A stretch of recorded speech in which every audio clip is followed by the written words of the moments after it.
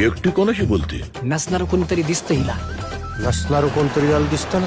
एक तर येडं असतं, नाही तर लय पुण्यवान असतं. अरे आज आत्ता या घडीला कोण आहे आपण कोण आहे मार्केटमध्ये? रामाला वाटतं कृष्ण जाईल, कृष्णाला वाटतं महादेव जातील, महादेवांना वाटतं दत्त जाईल, दत्ताला वाटतं स्वामी जाईल. या शेतीपायी माती झाली आयुष्याची.